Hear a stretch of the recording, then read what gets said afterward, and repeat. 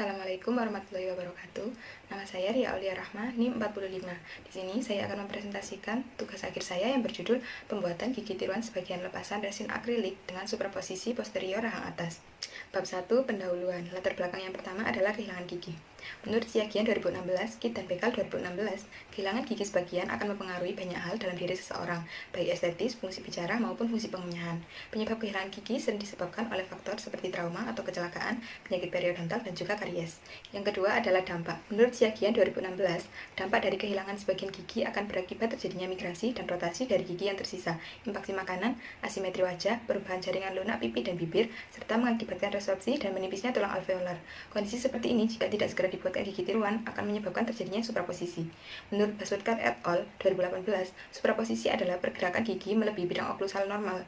Menurut daftar istilah prostodontik, bidang oklusal mengacu pada bidang rata-rata yang dibuat oleh permukaan insisal dan oklusal gigi. Superposisi bisa terjadi ketika gigi antagonis dalam oklusi hilang dan ruang dibiarkan kosong. Yang ketiga adalah penanganan. Menurut Siagian 2016, untuk menghindari dampak yang tidak diinginkan akibat kehilangan gigi, maka dibuatkan gigi tiruan sebagian lepasan atau lengkap sesuai dengan kebutuhan sebagai pengganti gigi yang sudah hilang. Tujuan dari dibuatkannya gigi tiruan sebagian lepasan antara lain untuk perbaikan fungsi pengunyahan, peningkatan fungsi bicara, pemulihan fungsi estetis, mempertahankan gigi yang masih tersisa, dan juga untuk mencegah terjadinya migrasi dan rotasi pada gigi abutment lebih parah lagi. Yang keempat adalah faktor penyulit dalam pembuatan gigi tiruan sebagian lepasan superposisi. Menurut Nahorkar et al. 2010, pada pasien dengan gigi superposisi akan berdampak pada gigi antagonis yang masih ada akan mengalami rotasi dan migrasi, sehingga ruang edentulus akan menyempit dan mengakibatkan gangguan TMJ. Sedangkan syarat dari gigi tiruan sebagian lepasan yang baik adalah retentif dan stabil, dapat menggantikan fungsi pengunyahan, bicara, dan juga estetik, mudah dipasang dan dilepas, juga dapat menahan beban kunyah. Kondisi tersebut di atas akan mengakibatkan teknisi gigi mengalami kesulitan pada saat tahap survei dan penyusunan gigi, sehingga perlu dipertimbangkan dengan cermat dan tepat sebelum dilakukan perawatan gigi. Karena menurut Carl Brown 2011, survei bertujuan untuk menentukan diameter atau keliling terbesar dari gigi, untuk mengidentifikasi daerah undercut pada gigi dalam hubungannya dengan arah pemasangan dan pelepasan, untuk membantu penentuan desain dan lokasi cengkram yang tepat sehingga didapatkan gigi tiruan yang retentif dan juga stabil. Menurut Basudkar et al. 2018, panjang superposisi yang memungkinkan untuk dibuatkan gigi tiruan lepasan adalah 0,1 sampai 4 mm. Keadaan superposisi juga menyebabkan banyak kesulitan pada saat pembuatan gigi tiruan dikarenakan gigi yang tumbuh melebihi bidang oklusi, sehingga tinggi oklusal tidak rata. Hal ini dapat menyebabkan distribusi kekuatan oklusal tidak tepat atau tidak merata. Nantinya akan mengakibatkan kesulitan oleh teknisi pada saat penyusunan gigi. Bab 2, tinjauan pustaka. 2.1 Gigi tiruan lepasan.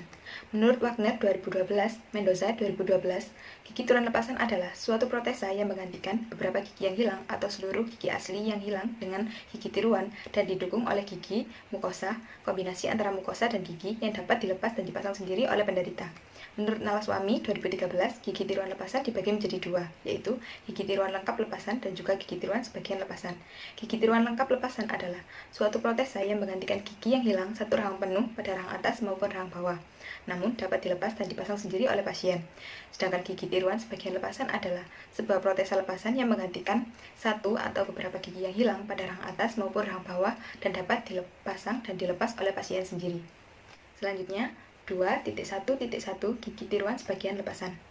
Menurut Wahyuni dan Madani 2017, tujuan dari pembuatan gigi tiruan sebagian lepasan adalah untuk mengembalikan fungsi kunyah, bicara, dan juga estetis, membantu mempertahankan gigi yang masih tersisa, memperbaiki oklusi, dan juga mempertahankan jaringan mulut yang masih tersisa agar tetap sehat. Prinsip desain dari gigi tiruan sebagian lepasan.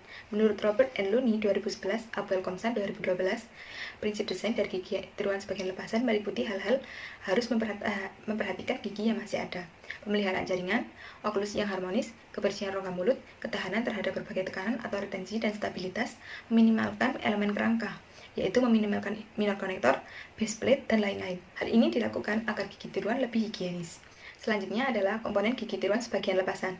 Menurut Robert and Looney 2011, komponen gigi tiruan sebagian lepasan terdiri dari A. Major konektor. Major konektor adalah bagian dari gigi tiruan sebagian lepasan yang menghubungkan bagian yang terletak pada satu sisi rahang dengan sisi rahang yang lain. Fungsi utamanya adalah memberikan penyatuan dan juga kekakuan pada gigi tiruan. B. Minor konektor. Minor konektor adalah komponen gigi tiruan sebagian lepasan yang menghubungkan komponen-komponen lain seperti direct retainer, indirect retainer, basis gigi tiruan dengan major konektor. C. Direct retainer. Direct retainer adalah komponen gigi tiruan sebagian lepasan yang bersentuhan langsung dengan permukaan gigi penyangga, memberikan efek retensi dan juga dapat berupa clamor. D. Indirect retainer. Indirect retainer adalah komponen gigi tiruan sebagian lepasan yang memberikan retensi berupa perluasan base atau plate, sandaran atau rest, membantu direct retainer mencegah basis free end berotasi. E yaitu basis gigi tiruan. Basis gigi tiruan adalah komponen gigi tiruan yang mencakup residual ridge dan merupakan tempat dukungan gigi tiruan. 2.3 Bahan basis gigi tiruan sebagian lepasan. Menurut Anushafiz 2013, berdasarkan bahan basis yang digunakan, gigi tiruan sebagian lepasan dibagi menjadi 3, yaitu resin akrilik, termoplastik, dan juga kerangka logam. Menurut Robert W. et al. 2011, resin akrilik atau polymethyl methacrylate adalah suatu polimer sintetis yang terbuat dari resin yang merupakan rangkaian panjang dari monomer-monomer metil methacrylate yang berulang. Menurut Anushafiz 2013, resin akrilik dibedakan menjadi 2, yaitu heat cure akrilik dan juga self cure akrilik, yang masing-masing terdiri dari bubuk polimer dan cairan monomer. Heat cure akrilik polimerisasinya diperoleh dengan pemanasan, sedangkan self cure akrilik polimerisasinya cukup temperatur ruangan. Menurut McCabe 2008, heat cure resin akrilik memiliki sifat-sifat diantaranya sifat fisik, sifat mekanis, dan juga sifat biologi. Sifat fisiknya yaitu pengerutan polimerisasi atau shrinkage, porositas, menyerap air secara perlahan, perubahan dimensi, dan juga stabilitas warna, serta merupakan isolator yang baik terhadap suhu panas atau dingin. Sifat mekaniknya yaitu kekuatan impact yang relatif rendah, cenderung terjadi grazing atau mikro, sedangkan sifat biologinya yaitu tidak berasa dan tidak berbau, serta tidak mengiritasi di dalam mulut.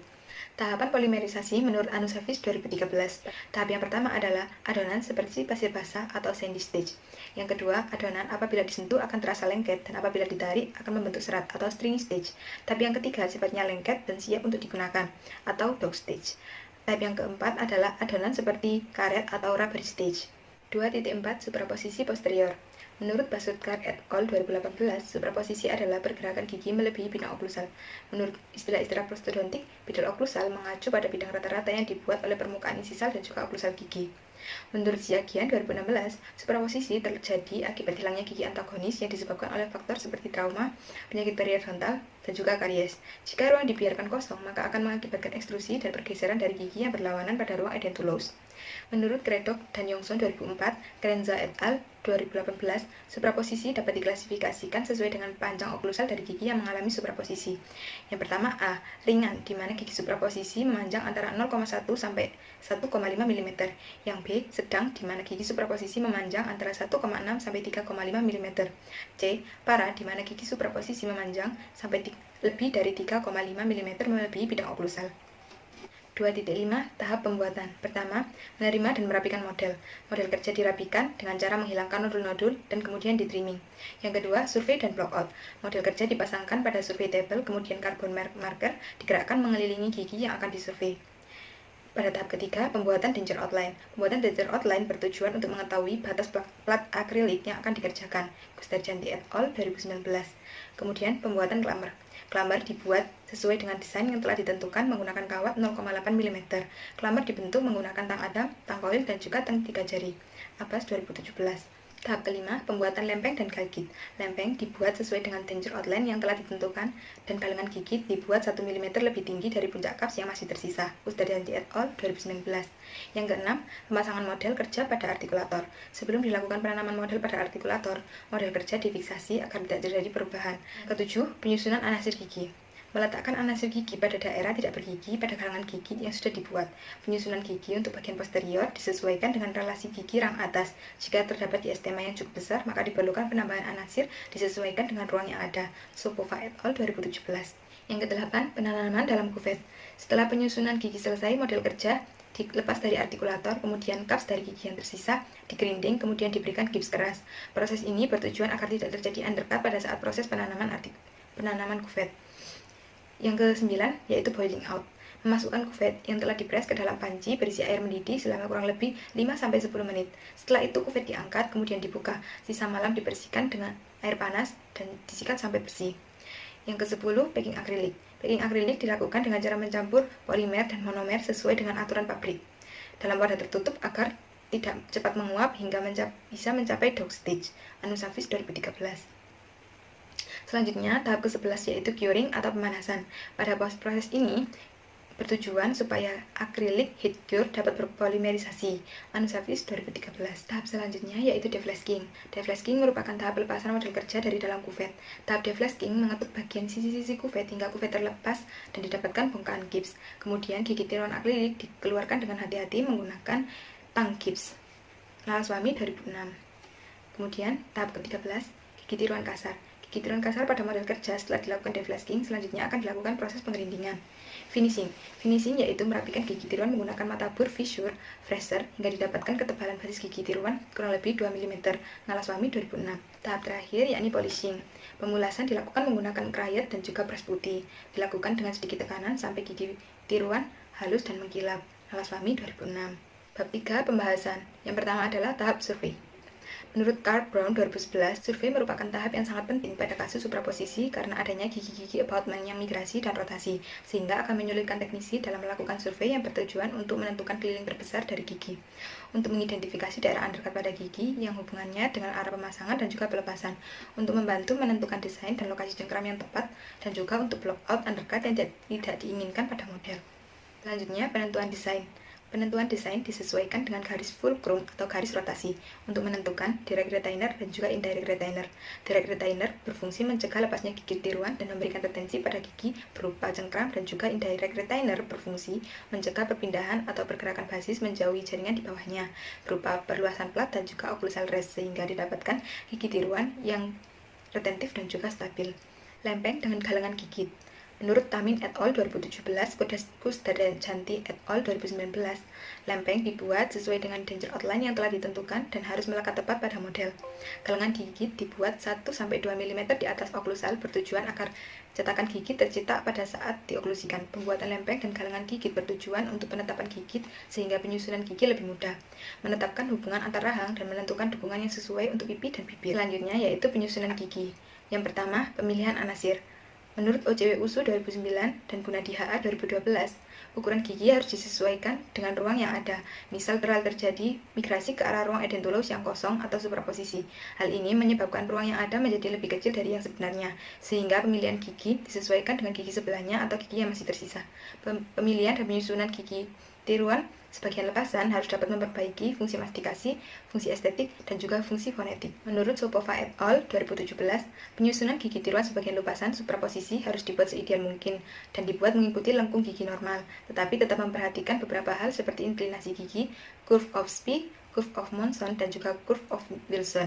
Jika terdapat diastema yang cukup besar, maka diperlukan penambahan anasir gigi disesuaikan dengan ruang yang ada, dan juga dilakukan pengerindingan yang cukup banyak untuk mendapatkan oklusi yang normal, dikarenakan ruang edentulous yang semakin sempit, dan juga agar tidak terjadi peninggian gigit pada saat dioklusikan.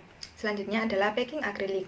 Menurut Anusapis 2004 dan PKB 2008, packing akrilik dilakukan dengan cara mencampur polimer dan juga monomer sesuai dengan aturan pabrik dalam wadah tertutup agar tidak cepat menguap hingga bisa mencapai dough stage.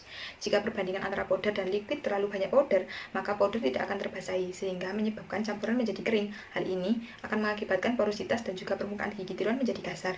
Deflasking. Menurut Dewi RM 2015, deflasking adalah proses melepaskan gigi tiruan dari dalam kuvet dengan memotong-motong gips menggunakan tang gips. Kemudian model dan protesa dikeluarkan secara utuh dari gips dengan hati-hati agar gigi tiruan tidak patah.